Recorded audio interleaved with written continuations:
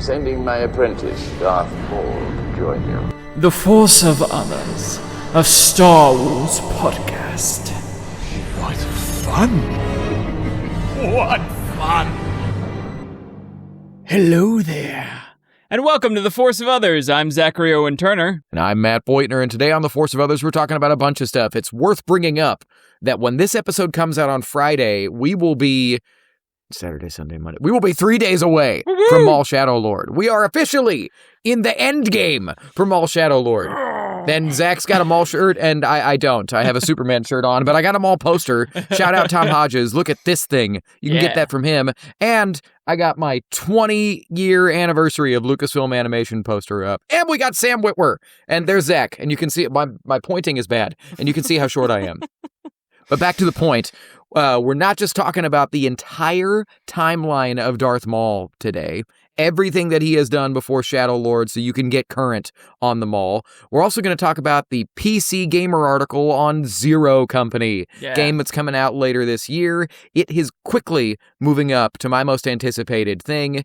And if there's time... Oh, one other thing I was wrong. We're going to do our Maul Shadow Lord character death bingo. Woo-hoo! There's not a lot of new characters that we know about, but we're going to debate on if we can get our own bingo cards, or we can get a bingo on who dies. If there's time, then I'm going to review The Princess and the Scoundrel, because I'm in my book reading era.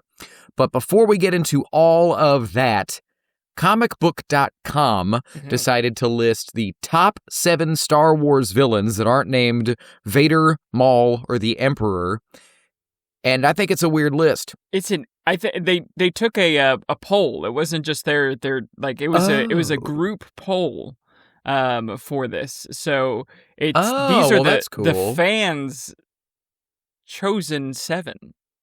Which is fans, wild. I'm going to be so real. Yeah.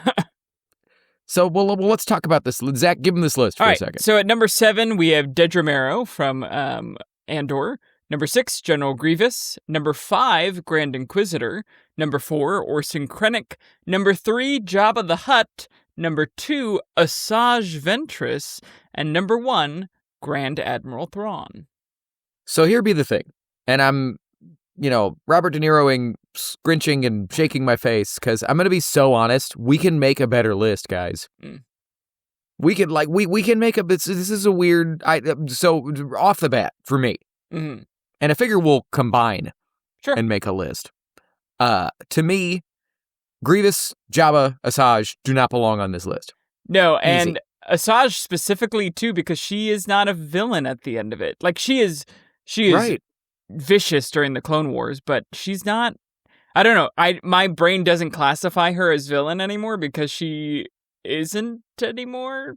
It's if you take in, she's a different character on the 2D Clone Wars, the Tartakovsky Clone Wars, or Genndy Clone Wars, whatever you want to call it, and she's a different character in the EU, just fundamentally different. She was always a more tragic character in the George Lucas, Dave Filoni version that is now canon. Yeah. Right? So she is villainous.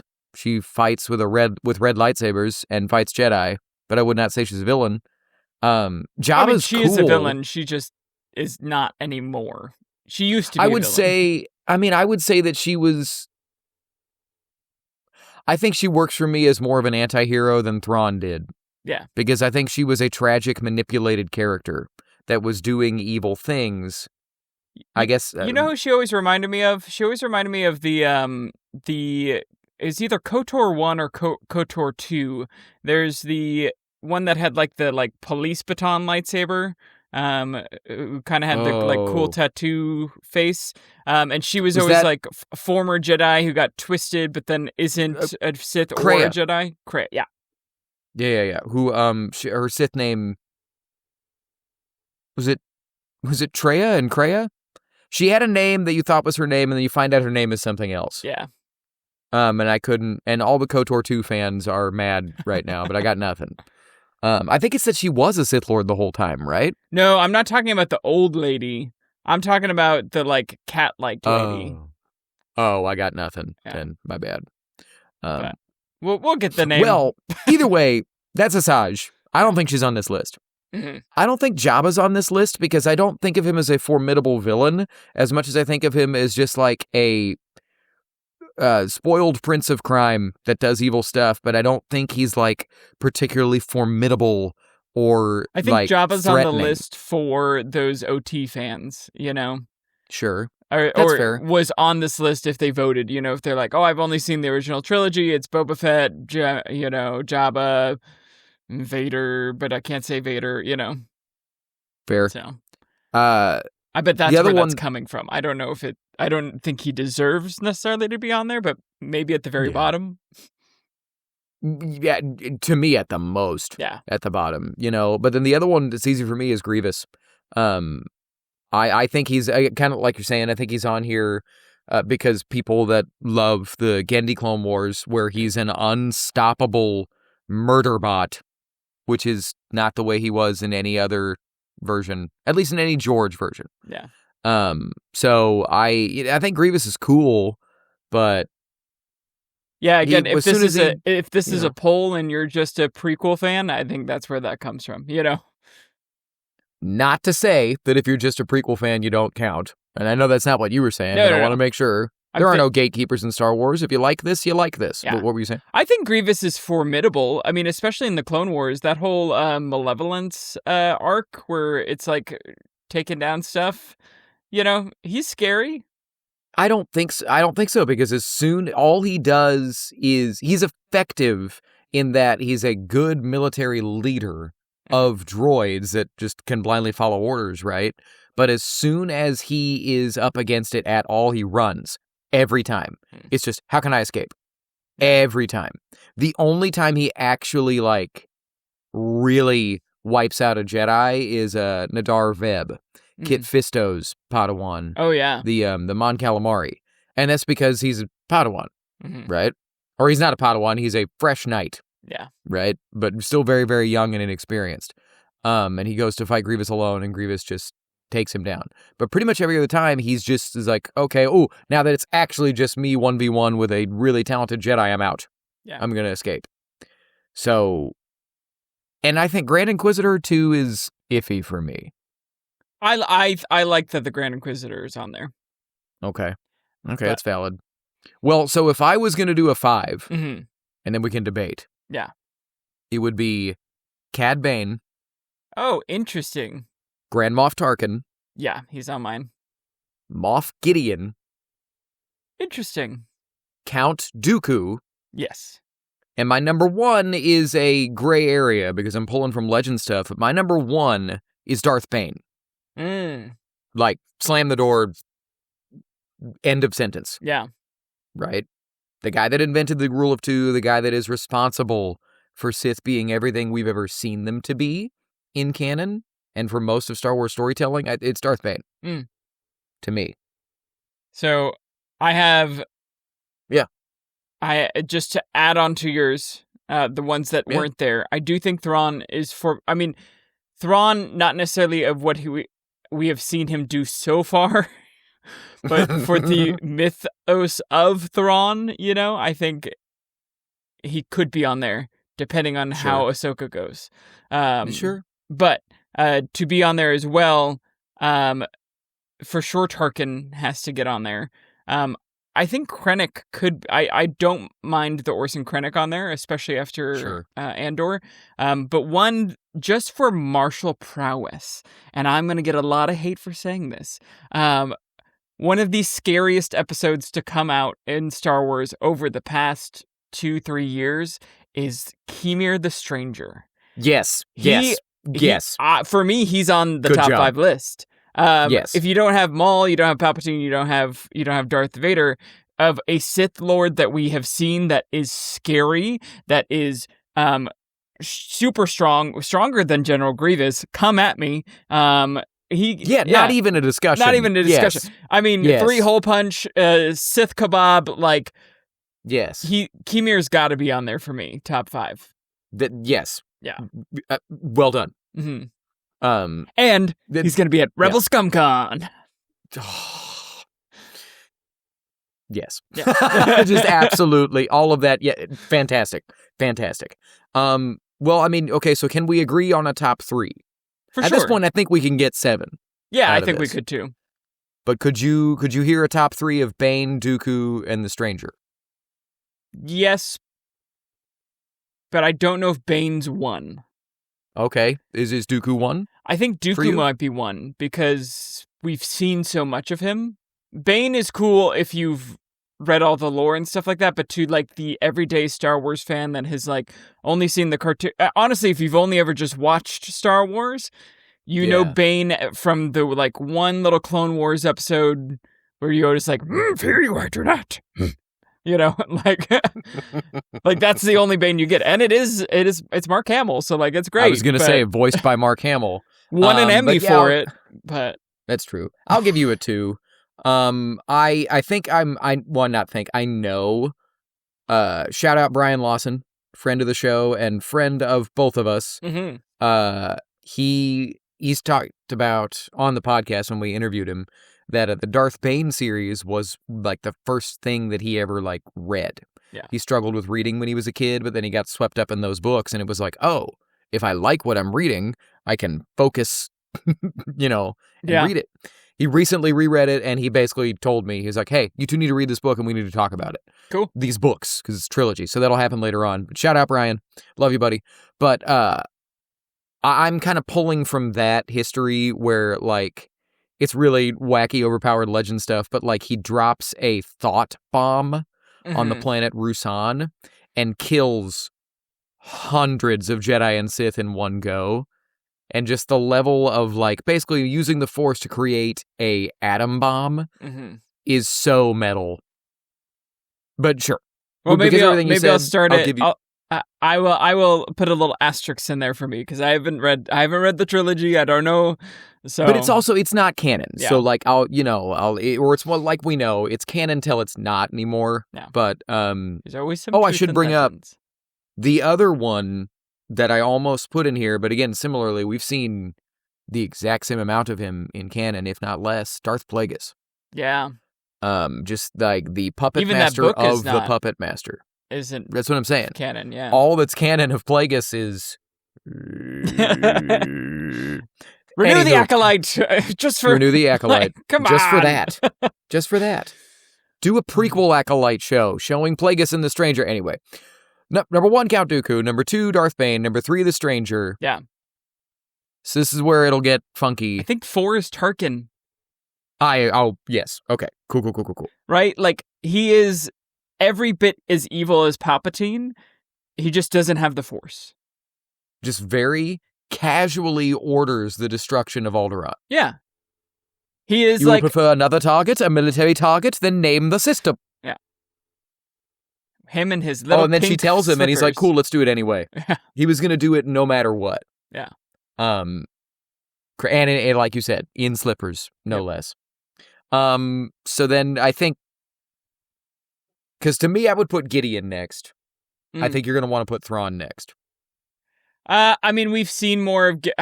We haven't seen more. I mean, if you factor in all of the books that are canon, then Thrawn's even more of an anti-hero. So that's what I'm going to say. That's my argument. Yeah. And I've talked about how before that's part of Thrawn doesn't work for me. Mm-hmm. Speaking of books that we need to read, there's 3 or 4 other Timothy Zahn books from Legends that are more Thrawn stuff. Oh, cool. There's a prequel called Outbound Flight.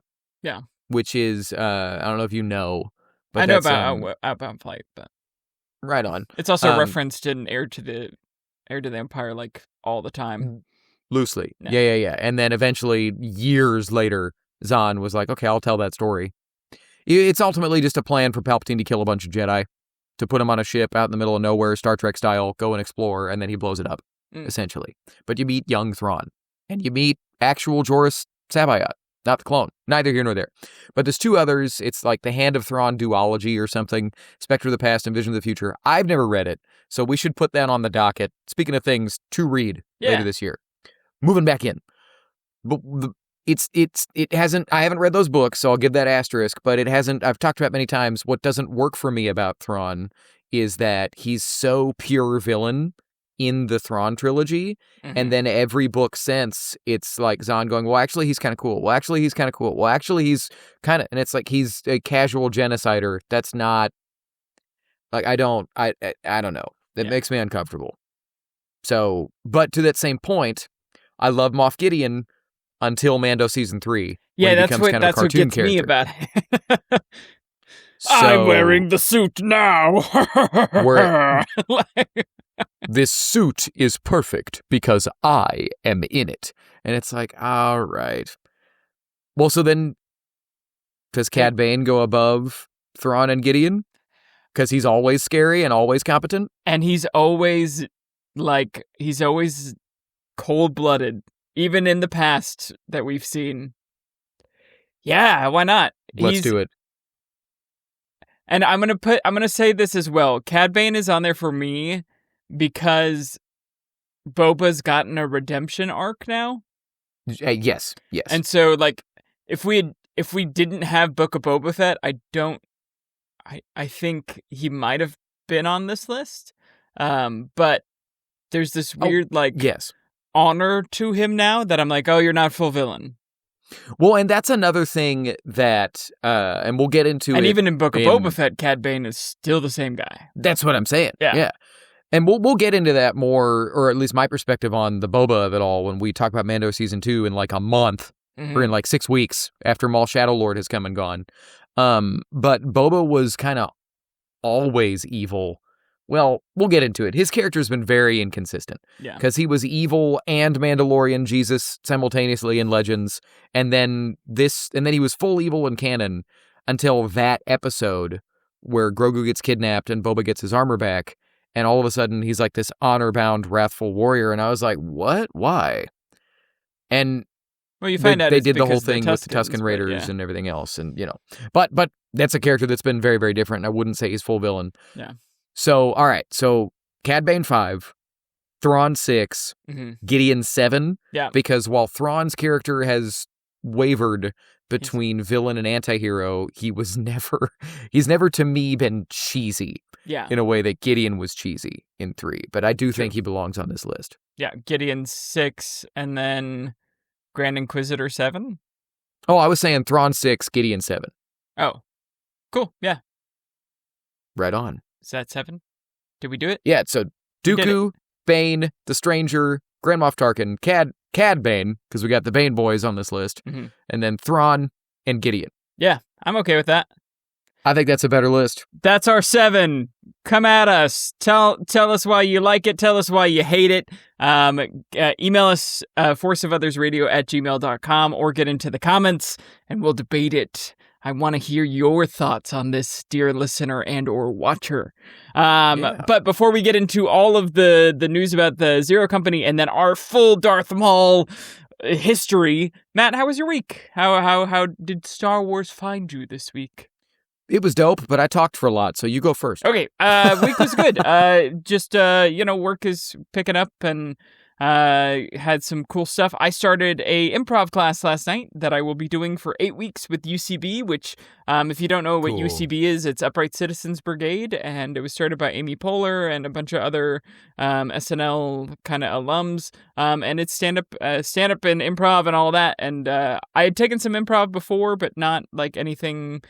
not an 8-week class, and I wanted to up my skills, so I started doing that, and we did this really fun exercise where each person, she's like, just come up and monologue about what you're nerdy about, and so it was 3 of us, and so she would have you stop, and the next person would start, and it would be really funny because sometimes like they would like sound like they were the same rant, based on where you left off or picked up, like unintentionally really funny. And I started mine off as like, not that we need another white guy talking about Star Wars, but let me tell you how excited I am about this Darth Maul show.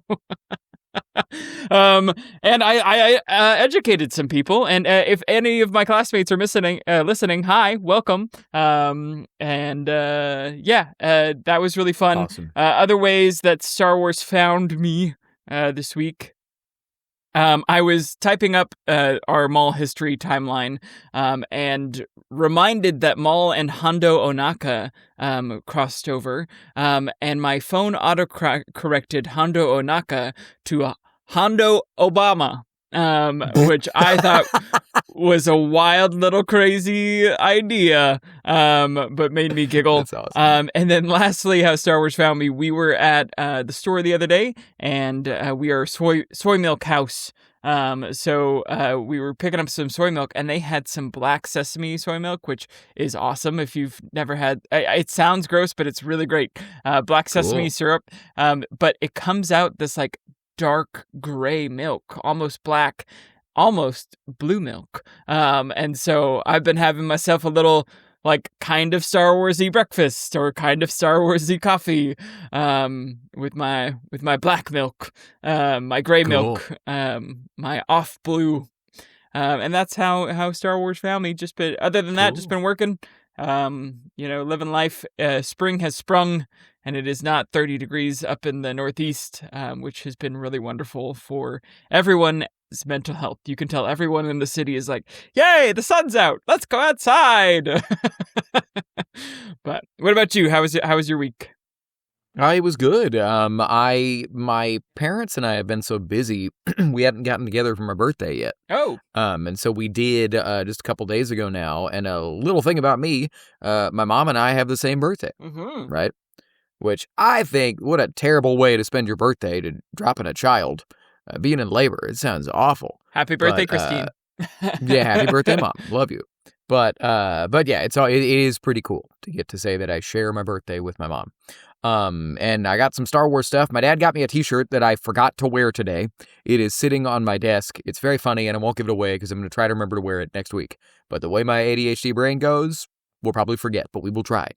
But my mom got me an Ahsoka action, one of like the big ones. Cool. That like moves and stuff. Of course, she called it a dolly, and I was like, Mom, it already is silly enough figure that I'm getting like, can we not call it a dolly, please? And she was like, okay, boy. And I was like, all right, okay, love you, Mom. But it was cool getting to see them. We went to eat at a place in Denton that has been there for longer than I've been around, which is always fun. I'm sometimes shameless nostalgia man, and so it's good to see the old stomping grounds. But this isn't a way Star Wars. Star Wars didn't find me because I'm just in a constant consuming Star Wars state right now. Every day I'm taking in some new type of Star Wars. But I did go see Project Hail Mary. Oh, cool! I haven't seen it yet. Ryan Gosling is going to be in Star Wars later this year. We talked about that a couple weeks ago, that he's not really a genre movie guy, but he's been doing genre movies in the last little bit. Hail Mary and then Starfighter will come out next year because he's talked about how both those stories had a lot of heart and they were telling a good story on top of being genre stuff. And I liked that. Project Hail Mary, 9 out of 10 for me. Wow.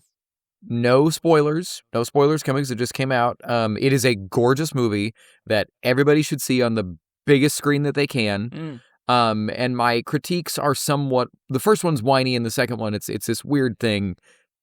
I don't know. Maybe I'm out of touch, but it's a little long. I know that they have parceled down the book a lot to being a much more streamlined story, but for how streamlined it is, I think you could cut 20 or so minutes out of this thing. Yeah. It was never boring. It was just kind of like, okay, we're still going. Like it felt like it was 2 hours and 36 minutes long. Yeah. At some points for me. But then the other one, I thought it was only Chris Nolan that does this in his movies, and it's not. Other people do it. This weird fascination that modern movies do with having this really dramatic soundscape happening that is so loud, and characters are talking about plot-relevant things that you can't hear because the sound effects are so loud. And it's not the type of thing that they're yelling and can barely hear each other. They're very casually talking, and it's clear that they know what they're saying, and they're planning how they're going to get out of this problem, but I can't hear what they're saying. Yeah. And it's why we watch everything with subtitles now, because there's a weird thing happening in sound design. Or am I just old and my hearing's bad? I don't know. I mean, as a bartender, dude, like my hearing is crap because I always have something shaking near my So you're not alone. I mean, I've got headphones I love on the subtitles all the time. Yeah. So maybe I've also just shredded my hearing. Who knows? We went when we went 2 weeks ago to see the Cowboy Bebop movie and it was the Japanese audio with the subtitles, I was like, you know what? I'm not mad about it.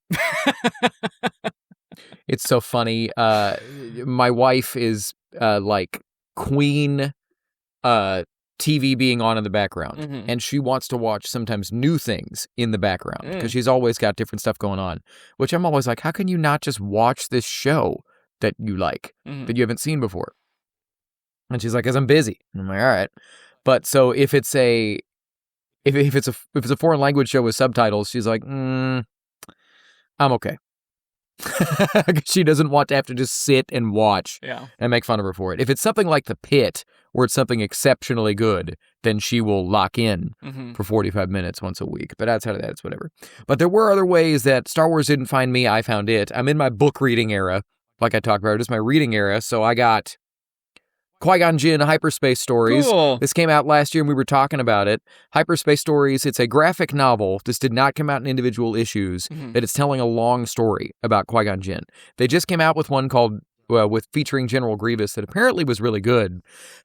So I'll seek that out eventually. But whether this is good, bad, or indifferent, I don't care. I love Qui-Gon Jinn, so I was going to pick it up. Also, speaking of Qui-Gon Jinn, I've heard about this book for years and never read it. I got Cloak of Deception, which is a political thriller that leads right into Star Wars Episode 1. Yeah. That I've never read, and it's his Legends, but I've heard that it's awesome. It's one of those that I kind of know what happens in it, but I've never read the book, and so I'll read that later this year. And then tying into what we're talking about, I got the paperback, the old school, used, mass market paperback of Darth Maul Shadow Hunter. Yeah, which I am also which you're reading, listening to. So maybe next week, we'll see if we have time for it. We're going to be so mauled out. So.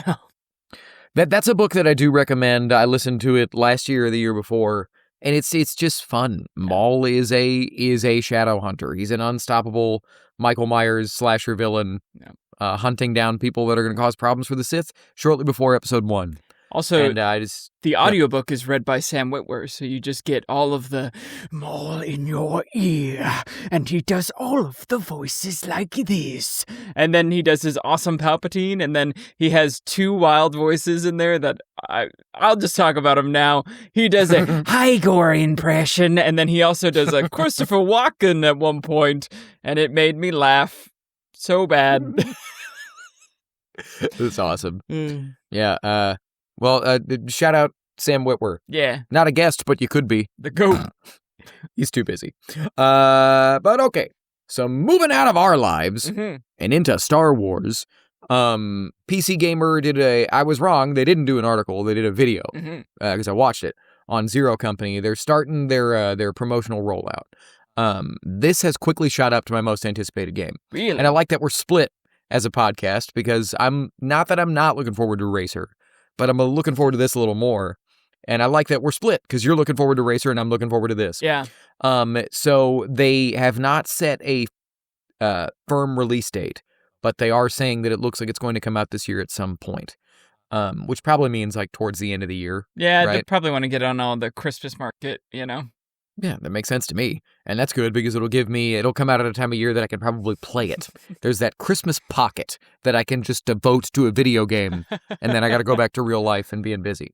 But it is a real-time strategy turn-based game, which is not really my vibe. But what is my vibe about it is they said it's a deep single-player campaign with branching dialogue paths and permadeath for NPCs. So you are playing a character named Hawks. He's your POV character, a former Republic officer who's now a mercenary for hire. You're going up against separatist droids, criminal gangs, and a separatist-aligned cult. This is a new creation for this game called the Infinite Coil, bent on releasing this like plague on the galaxy. I think they said something about it makes people like superpowered as well. Cool. So it sounds like Venom from Batman. So at one point, you'll be in a fight, and the plague gets released, and all of a sudden, you're fighting out roided monsters. Anyway, but they said it's very RPG-based, while still being narrative, which, good, because if it's full RPG and turn-based, I'll get bored. Yeah. But if there's narrative involved, that could be interesting. And they said branching dialogue paths where you're making choices. Love that. That's good. And really, honestly, what excites me probably the most is the permadeath for NPCs. That you're leading a crew that any member of the crew can just catch a blaster bolt and die. Yeah. And they're done. They're not back in the campaign. And that's not set. It can just happen randomly. That like members of your crew at start, or like kind of the main ones that I think you recruit them over the course of the game. You come across them in the story. There's a Jedi Padawan, a Mando Gunslinger, an Umbaran Sniper. I know there's a clone gunslinger as well. The whole idea is that you're a crew of outcasts for hire, going up against a bunch of different stuff. They talked about how you can also make a choice that'll be really difficult at times and will make you super overpowered at others. You can have a party of all astromechs. Cool. You can have a party of all utility, all combat, all whatever. You can build out your Zero Company however you want. You could be the D Squad. Yeah. And you could have Colonel Meeber Gascon if you wanted. Anywho, but that would actually be amazing. That would be pretty cool. if Meeber Gascon shows up. But I'm just excited about that. The thing that got me excited the most, honestly, is the permadeath for NPCs. Yeah. It sounds like if Hawks gets killed, that's you, so the game's over. But if anybody else dies, they're done. They're gone. They don't come back.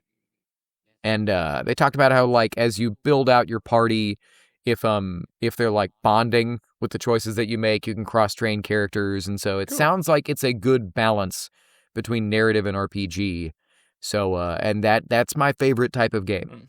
I just hope it's not so crunchy and deep in the combat that, like, combat will take 3 hours. Yeah. You know what I mean? And I know that there are the RTS people, those gamers love that. Mm-hmm. So I know that I'm in the minority. But I'm hoping it's a happy balance. Yeah. But you got anything after all that I just yapped about? No, I just, like, the thing that I got most excited about was one of the directors was talking about, he's like, just because it's, like, we need to focus on gameplay doesn't mean that you have to sacrifice story and narrative and a good story. He's like, we're not just doing this for, just the turn-based people that want the strategy game.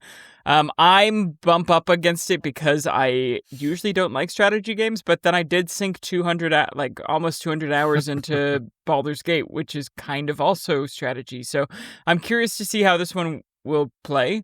I will play it for sure, and we'll see if I like it or not. I'm excited about the story and the, like, utility and options for it, but I still, Galactic Racer is still my number one most anticipated game for now. But Cool. Then yeah, and I wasn't trying to dunk on Galactic Racer at all. I'm still stoked, but I like the narrative-based combat games. We'll see. I'm excited. Yeah. We will play it. And as Zach adjusts his Crimson Dawn necklace, so let's get current on Darth Maul. Let us all get mauled. Give us all of the Maul. I want to go to the mall and see Maul. Maul Shadow Lord. And the loose version, the like 10,000 feet version of everything that has happened to him in canon so far. Yeah. Here we go. Darth Maul history, a timeline of the Dark Lord.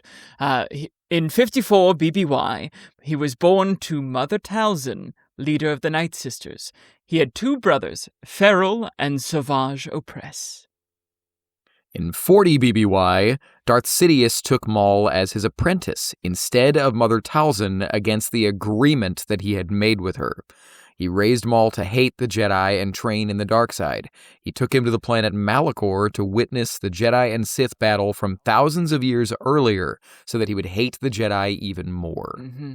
In 33 BBY, Maul hunted down and killed Jedi Padawan Eldra Catus, but to Sidious's approval, his bloodlust was not satisfied. A year later, when we all finally met Darth Maul in Star Wars Episode 1, once Darth Sidious had used the Trade Federation to blockade the peaceful planet of Naboo, Maul was sent to hunt down Queen Amidala. He tracked her to Tatooine, where he dueled Jedi Master Qui-Gon Jinn, then confronted Obi-Wan and Qui-Gon on Naboo, where he was, of course, bisected in half by Obi-Wan after killing Qui-Gon. He fell down the trash chute on Naboo and eventually was dumped on the trash planet of Lotho Minor, where he was sustained in the dark side by his hatred, anger, and lust for revenge against Kenobi, and crafted a spider-like body for himself out of trash. Yeah. In 20 BBY, 12 years later, after being given the talisman of finding a magic item by Mother Talzin, Maul's brother Savage Opress finds Maul on the junk planet Lotho Minor.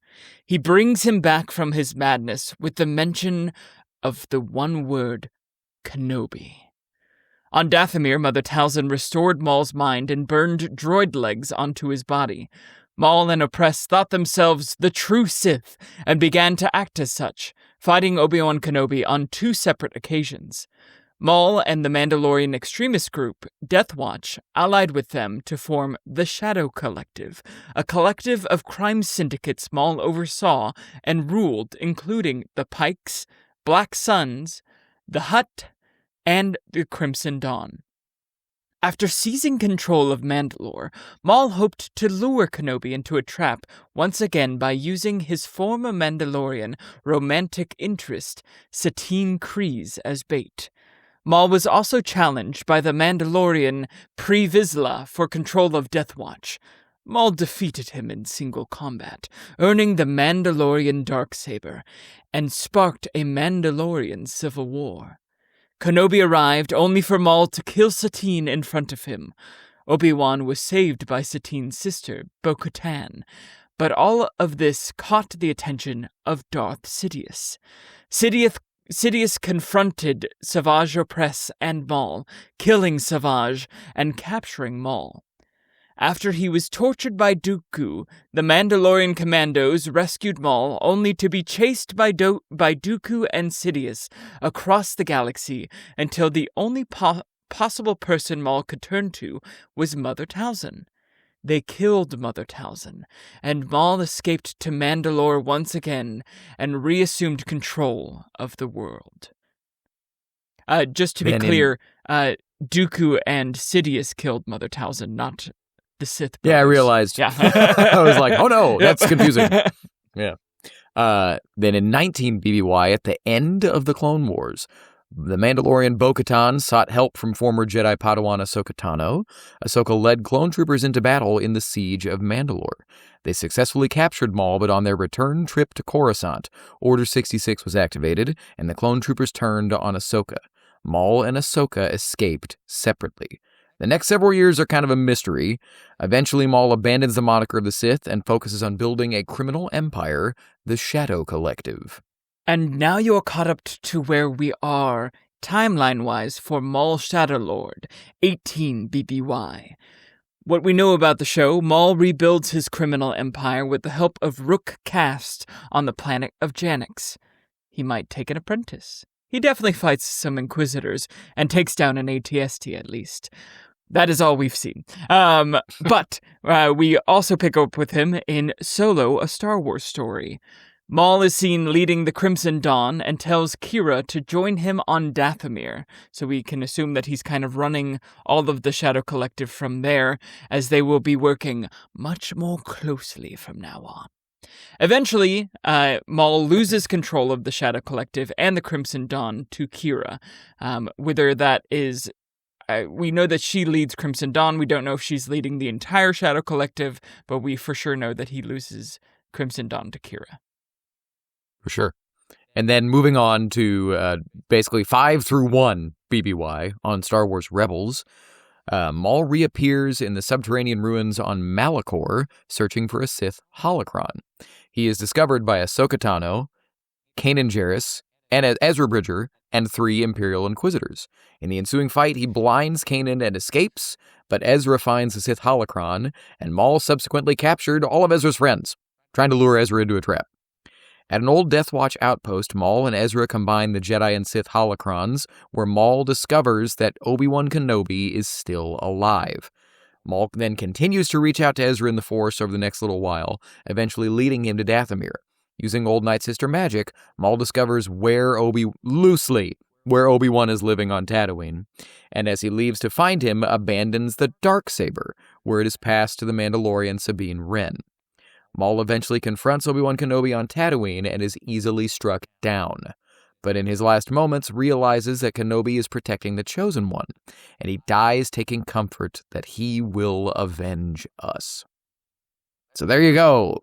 there's basically everything we know about Darth Maul in canon at this point.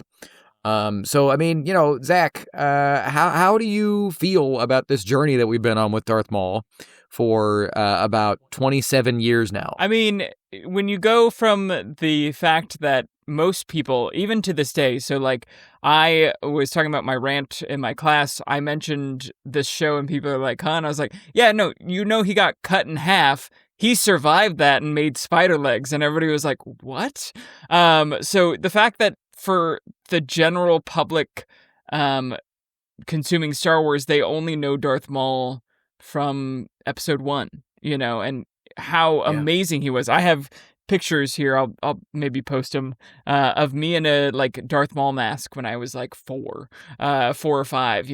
Not 4 or 5. I would have been older than that. Anyways, very young. And so he took the world by storm. Like I'm wearing an original Phantom Menace, like Darth Maul shirt. Like everybody was obsessed with him, but he was also dead. And then the Clone Wars brings him back. And you're like, that's what got most, I think, casual fans into the Clone Wars is when Maul came back. They're like, okay, I guess I'll watch this stuff now. And then, you become a fan of the Clone Wars. And just the journey that we've gone from, Ray Park and Peter Serafinowicz, yes.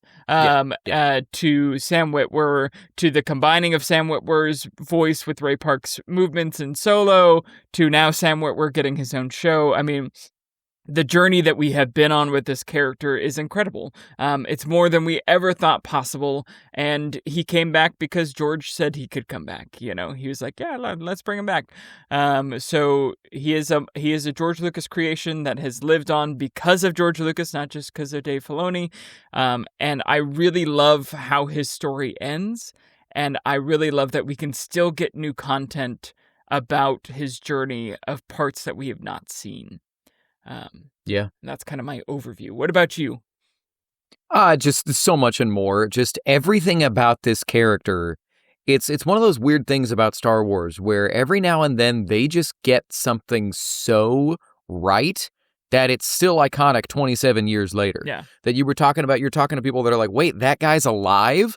But the thing about it is they remember that guy. Even though they only saw Phantom Menace maybe just a couple times, almost 30 years ago, a lot of the time. And we forget that in Star Wars Episode 1, the dude has 4 lines. Yeah. He doesn't do much, to the point that then when they brought him back on Clone Wars, I initially didn't like the spider legs because I don't like spiders, but also was like, this is a little too weird. Then I got over that, but then I didn't like that he was talking so much. Mm-hmm. In Episode 1, all you really get is, at last we will reveal ourselves to the Jedi. At last we will have revenge. And then, he growls a couple times. Yeah. Or yes, my master. And, that's it. And then on Clone Wars, where he's this tactical genius and he's got all these plans and stuff, that comes from, Sam Witwer has said that the first thing him and Filoni said was for Maul to be off the leash of Sidious. The first thing that would happen is you would find out who he actually is. You would find out how he's able to operate on his own. Yeah. Sidious would have trained him. In Legends, that was not the case. Mm-hmm. In Legends, Maul was Palpatine's Asajj Ventress. Yeah. He was his Sith assassin. Yeah. Period. That was it. He was not meant for anything else. Right? Although he is told that he is, because reading the book now, he's like, and I will, yes. be, this empire is for me, Which is just good Sith, yeah. Right? Because it's the same thing in the Revenge of the Sith novelization, where Dooku believes that what's going to happen is that Palpatine he's going to turn Anakin at the beginning of 3, and then the 3 of them are going to have places. Yeah. You're going to have jobs. And then when Palpatine's like, kill him, he's like, oh shit. But anyway, neither here nor there. I just the journey that we've gone with this character, and that it wasn't even just George having the idea, it was George telling Dave, I have an idea. Bring Maul back. Dave was like, what? Yeah, bring him back.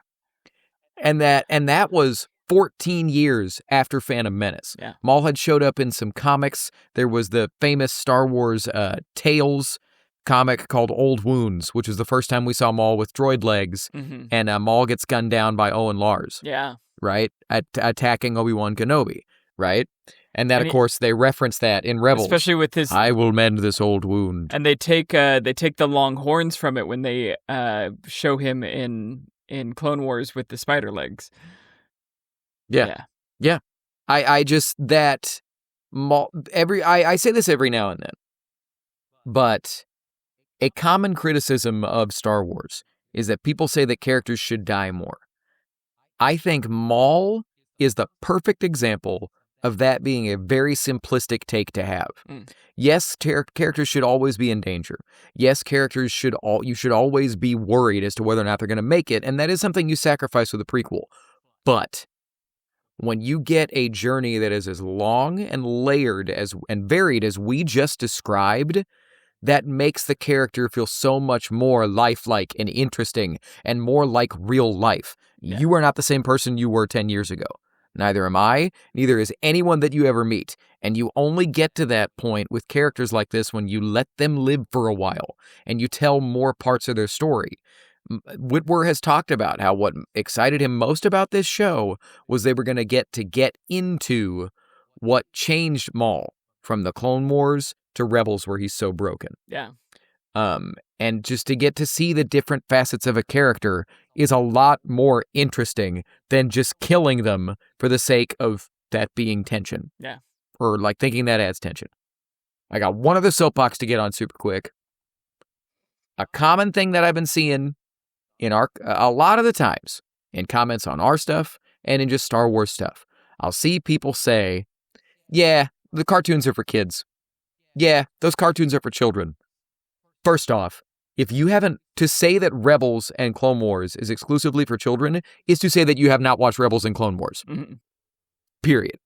Right? Does it have kiddie stuff? Yes. Are there certain absolutely. Arcs, especially of Clone Wars, that are like, oh yeah, this is for the younger generation? Yes, but it is so varied and deep and deals with so many real life problems and emotions. And I mean, the Mortis arc alone is so cerebral that you got to watch it. Yeah.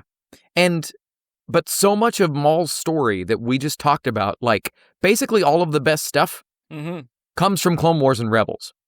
We are at 21 years of Lucasfilm animation. If you have never given Lucasfilm animation a try, if you've never given Star Wars animation a try, dive in with Shadow Lord. Yeah. It's a 10 episode, like kind of little, what I feel like is going to be just like a welcome party. Also, to Star Wars cartoons. They're doing the comic book thing, apparently, because Sam Witwer came out this week and he's like, I'm being asked a lot what you need to watch before you watch Shadow Lord. And the answer is nothing. Everything that you need to know is going to be said during the show. So if you're like, oh, well, I don't want to have to watch, 10 episodes of Clone Wars and 10 episodes of Rebels and all this, you don't have to. Just tune in because the man said they're going to cover it. So it should be good. Yeah. Yeah. So Star Wars animation is for everybody. Mm-hmm. It's not just for kids. And that's when Star Wars is at its best. Is when it's telling big, epic, mythic stories that are accessible to everybody. Yeah. That it doesn't pander to kids, but it also doesn't alienate them with exclusively adult themes. Mm-hmm. Good stuff. And I'll just let that lie. So I'm so excited for Shadow Lord. I literally can't wait. Maul is the gift that keeps on giving. We thought he was dead for 14 years. And then through so many different iterations and so many different stories, he's becoming one of the most varied and interesting characters in the whole franchise. Yeah. So don't kill characters just to kill them. Also, I just want to shout out, just like redoing this, this timeline and all that and putting it all together. Savage Opress is a pretty cool character. People like to kind of crap on him. I know he kind of gets like baned up with the Night Sister magic and becomes Mr. Krabs. But it's the same voice actor. Wait, what do you mean he becomes Mr. Krabs? It's the same voice actor. Yeah, but I mean, he's not going like... No. It's Clancy Brown, though. It's the wonderful, deep, Savage Opress. But his design is cool. His tattoos are cool. He loses an arm at one point and a horn. Like, it's cool. They kill Adi Gallia at one point, which is a Jedi High Council member. Like, there are big stakes with the Sith Bros, in there. Yeah. So it's pretty cool. I'll give you that, like, the only, like, I guess, quote-unquote criticism that I think holds water with Savage, well, there's two, with Savage Opress. One is his name. Yeah. Savage Opress. It's like, come on.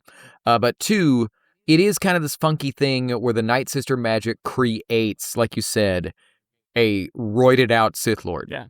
That, like, he had talent before, and now he's an unstoppable killing machine. Mm-hmm.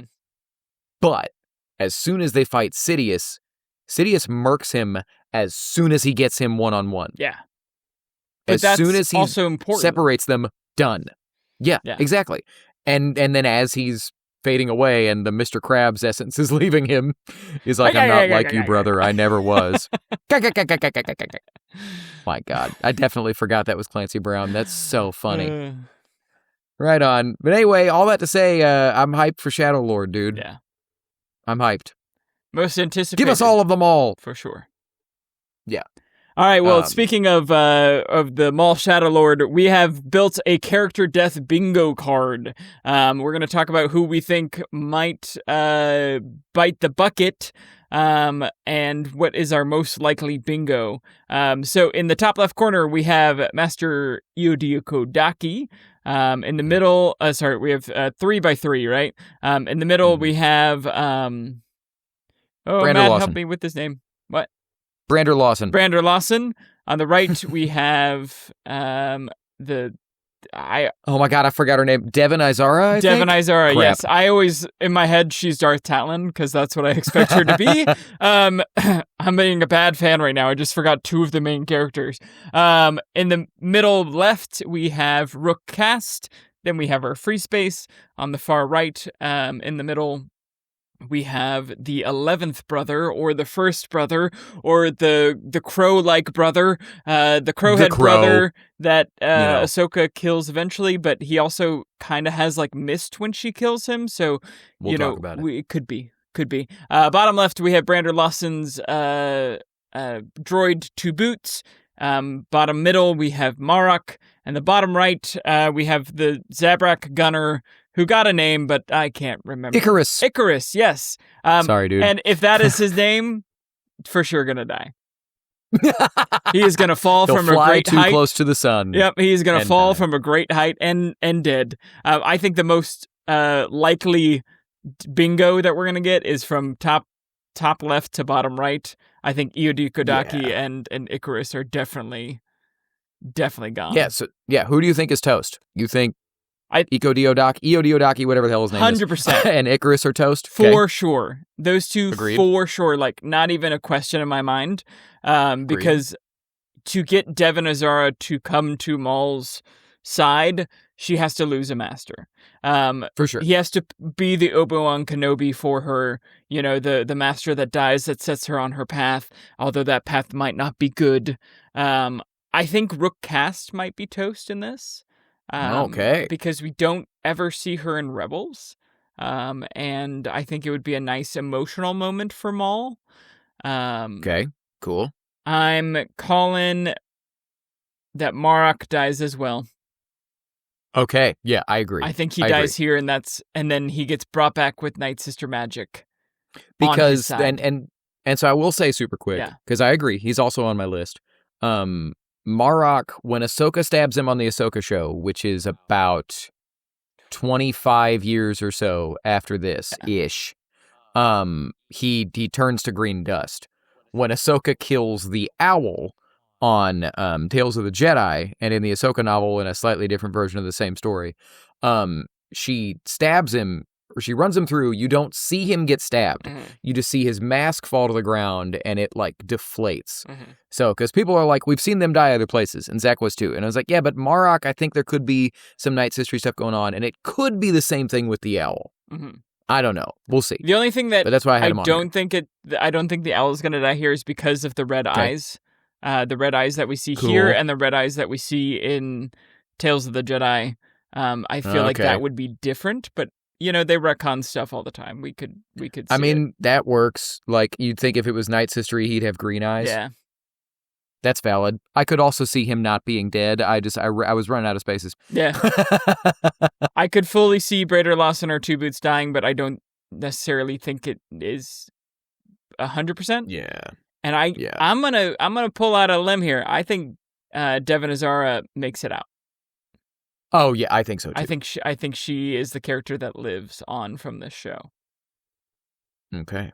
Wait, so I missed it. You think Brander and Two Boots are dead, or you I think they they're live? like 50-50. You know, I Okay. think there's a chance, Well, but not necessarily. If you had to pick, what would you say? I would say Two Boots for sure. Braider, no. Okay. Okay. The Two Boots one makes sense because we do know that there's another droid on the show, Spybot, played by David Collins. Well, Spybot is Maul's bot. Good point. Yeah. Cool. There you What go. about you? So for me, I mean, we're agreed. I don't remember if it's Eo Diodaki or Eco Diodaki, but I don't care. That guy's dead. The Dino guy, I think, for gone. sure. I think he's dead by the third episode. I think by episode if not at the end 2. of the second. You think that could be the big cliffhanger at the end of the first week? I could see that, but he's toast. He's the most toast on this list. I think that he's toast. I think that Icarus is toast. I think they're going to go ahead and go weird and kill Marok and the Owl.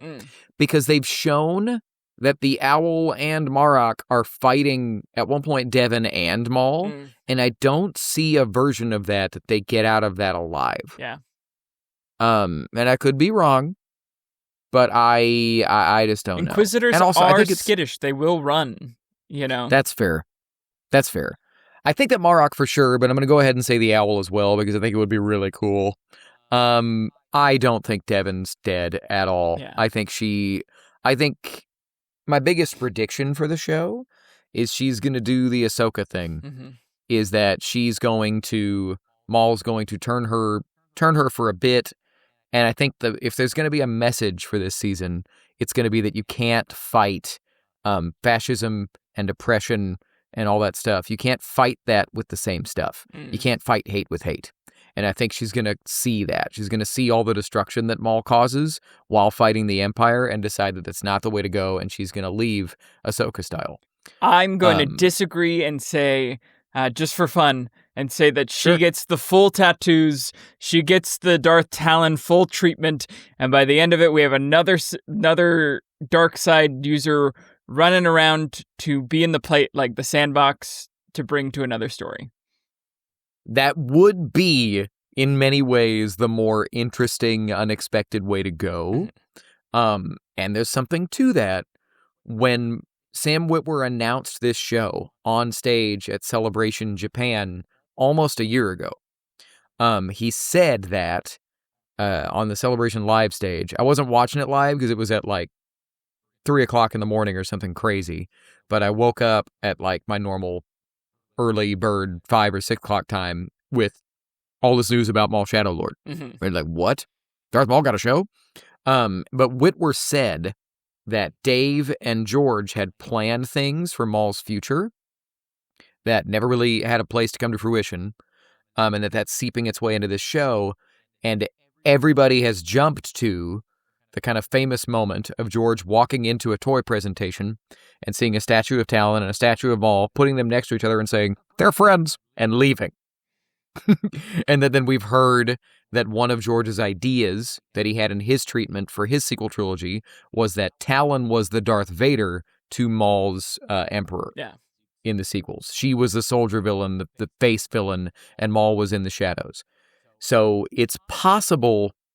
I want to say there was a quote that somebody said that she's going to have an interesting choice to make, and she's not going to choose what you expect, or something like that.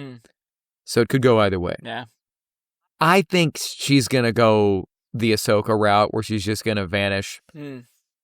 I'd like for her to go dark side. I think that'd be really cool. And I think that would leave it open for more seasons. Yeah. which you know I want. If it's 10 episodes and done, I will be bitter that it's only 10 episodes.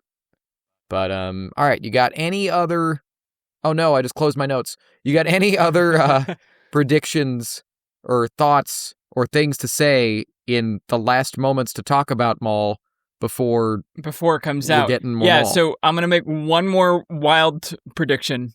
Just like Sick, a wild prediction.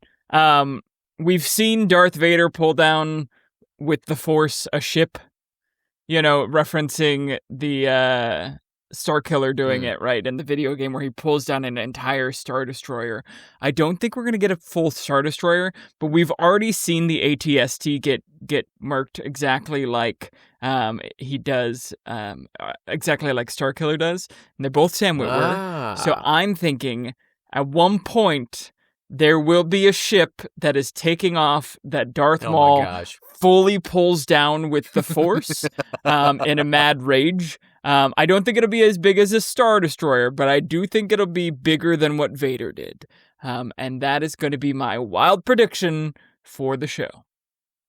Well, and the way that they could do it, which could tie into something that years ago, David Collins and Sam Witwer did a live stream where they were playing through The Force Unleashed.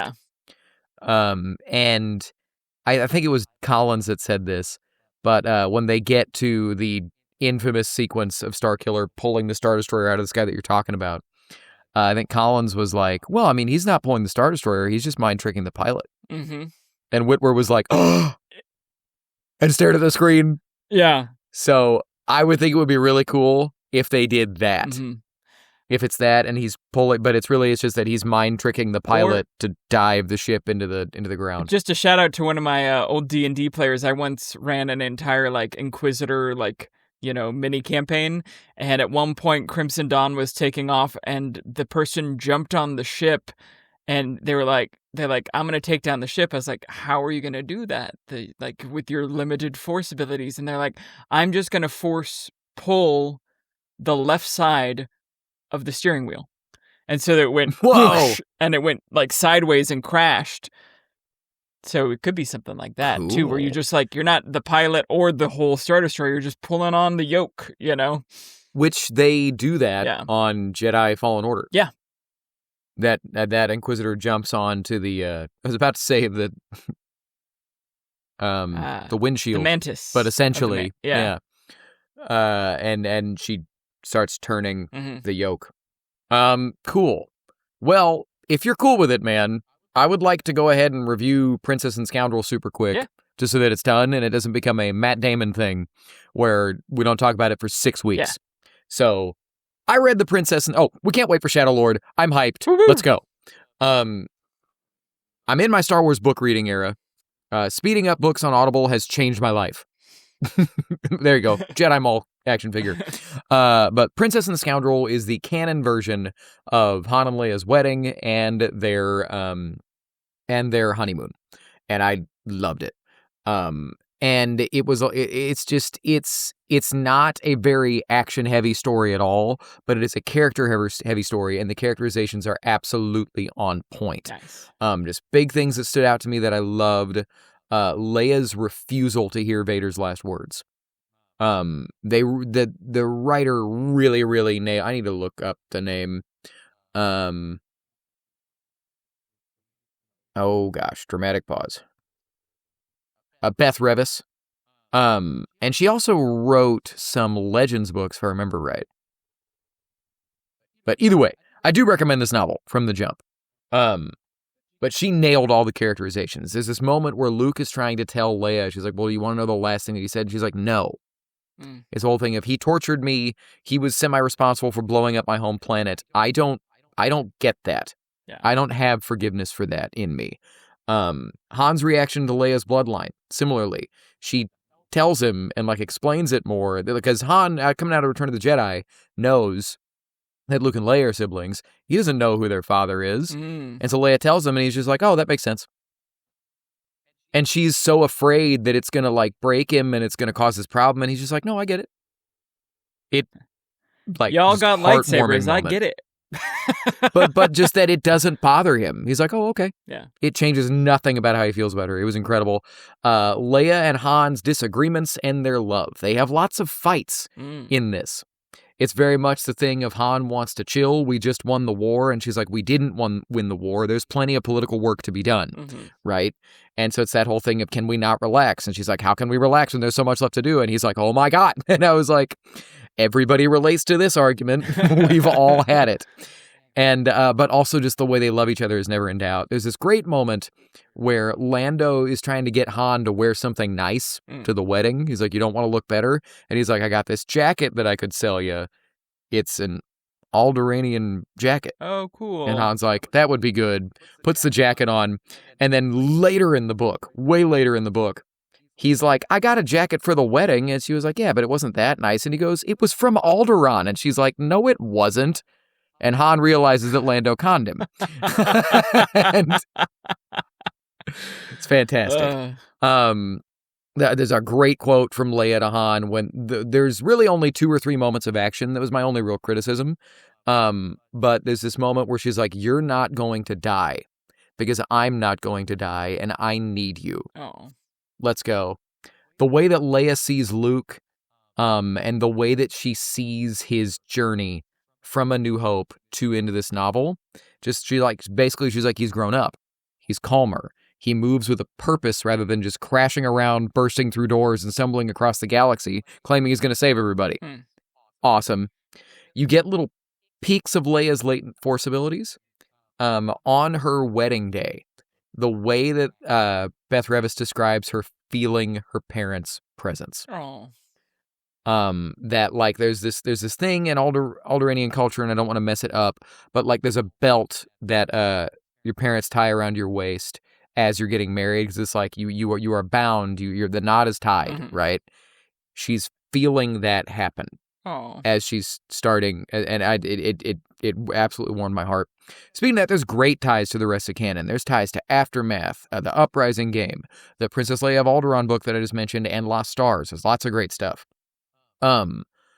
This next kind of ties into another criticism. This book got trashed by a lot of fans that didn't read it, I will admit, including me, because what it is, the crux of the story is Leia and Han go on their honeymoon on the Halcyon Star Cruiser, right, which is the Galactic Star Cruiser hotel that has since completely gone away at Disney World because it was $5,000 for a weekend stay, and we all went, so it's just a commercial novel for your Star Wars hotel. That's lame. There are moments that are really lame where you can tell they're like, this experience that you can have on the hotel, Han and Leia did it too. And I was like, okay. So that would, but there are little moments of that annoyed me, but the most of the book is really, really cool. They don't shy away from the story of Leia and Han needing to go on that Star Cruiser because it's rich people and it's politicians and people that it would behoove the New Republic to see some of their poster people out living life. Things are good. The war is over. Gotcha. Things are happy. Cool. But there's a moment where Leia's talking to some rich, holier-than-thou types that are completely unbothered by everything that's happened. And the death of the Emperor gets brought up. And one of them's like, oh, yeah, I mean, sure, he's dead, and winks. And she's like, there were witnesses, rebel witnesses. It's true, we won. And before that, it's this happy-go-lucky, easy moment, and she just dunks on this guy in the middle of a dinner, and it's a little awkward, but she just, she's full of political decorum until she's not. Yeah. I loved that moment. And then there was just a funny bit where there's a former Imperial lackey that finds out that Leia Organa is on the ship, and he's like, oh my God, if I could turn her into a bounty hunter, I could make a lot of money. And he says this at a sabacc table, not knowing that Han Solo is the guy sitting across from him, and Han threatens to throw him in an escape pod. And it is so funny. That's great. It's hilarious. It's so funny.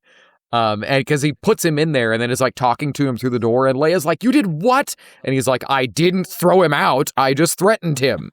Hilarious. Last silly thing to talk about in this book. There's this goofy moment where they're narrating the ceremony or the party on Endor after the second Death Star has been destroyed. And they're talking about all the pilots that got drunk on jet juice. With jet juice is a little silly for me. But Leia backs up from the railing on the Ewok city where they're up in the trees and stuff, because the railing is so low, and we can't forget about those pilots that tripped over it and fell while they were a little drunk on jet juice. And I'm like, are you trying to say that Rebel pilots died in Bright Tree Village because they got too drunk and fell to their deaths? Or hurt themselves? It's probably that one, but they don't explain it either way, and it's just kind of And I was wrong. There's one other moment that I have to shout out. I forget how they get there because I didn't write it down. But it's one of the few times Luke is there early in the book. He performs their wedding ceremony because he's like, well, he's the kind of the holiest guy that we know. There's a great bit where Ewoks crash Han's bachelor party, and it is so fucking funny. It is so funny. It's just this quiet, and Han talks about how it's perfect. It's him, Lando, Luke, a couple Rebel friends, just sitting, drinking, relaxing. The war is over, and the Ewoks show up pissed that they didn't get invited. And it's this hilarious narration of them just completely ruining the party. It is so funny. That's great. Because these sentient teddy bears storm in and mess everything up. But there's also a moment, and I forget how they get there, so I'm not really going to do it justice, but I want to bring it up, because it's how do you acknowledge this in canon? Where Luke says something to Han like, yeah, I never really thought that you two would end up together. And then Han and Luke stop, look at each other, and agree, let's never talk about this again. And just move on. It's how do you acknowledge that Leia and Luke kissed, not multiple times, having no clue they were siblings? In universe, when you're trying to make it all canon, the way it's treated is so funny. They're just oh, let's never speak of this again. Yeah. It's so great. So all that to say, surprisingly, really, really liked this book. It's a quick read. It's a fun read. The characters are great. Princess and the Scoundrel. Nice. Check it out. Highly recommend. So here we are in our last moments for Maul Shadow Lord. Zach, let them know how they can get involved with what they just watched or listened to. If you want to know all about Maul Shadow Lord, email us, forceofothersradio@gmail.com, or get in the comments, subscribe, hit the notification bell so you know when our episodes drop. It'll drop very shortly after that Monday. We're going to have different guests on. We're very excited to have kind of a round table review of this show and just talk about it, man. I'm excited just to talk about some new Star Wars. That's the best thing about the show, is when we can just experience new Star Wars, and we're going to get a lot of it this year. So if you want to join us on our journey, come along. We were happy to have you. We're not the Force of Others. You are, so get involved so we can either have you on the show or send us an email. Let us know your thoughts. If you have any questions for us, we love to do questions at the top of the videos. We didn't do that this time, but send us in. Get involved. Yeah. Get involved and we'll keep you involved. Don't do all the YouTube things, please. Like and subscribe, hit the notification bell. If you're on a podcast catcher app, do the 5-star review. It does help out the show, all that stuff. We got lots of fun things coming up this year. I'm gonna do a live Star Wars trivia thing in May at a local bar here in DFW. I will give more details about that when I can. That's coming soon. We will be at Rebel ScumCon for sure. That's happening. Can't wait. They're dropping. Oh, well, I don't think. Did we talk about the biggest guest that RSC just announced last week? Yeah. Did we talk about that? I think we talked about it last week. Well, I'm going to talk about it again. John Boyega's coming to Rebel ScumCon. Yeah. That's amazing. That is absolutely amazing. I can't wait. That if you are even at all on the fence, go. Hard recommend. They don't pay us to say that. We just love them and love their show, and it's awesome. But I am also looking forward to loving Maul Shadow Lord. Yeah. It's going to be great. Got nothing else to say. Yeah. I can't wait. And just all that to say, like Zach said, we are not the force of others, you are. And remember, the force of others will be with you. Always. The Force of Others. At last we will reveal ourselves to Star Wars fans. At last we will have the Shadow Lord? That fell apart.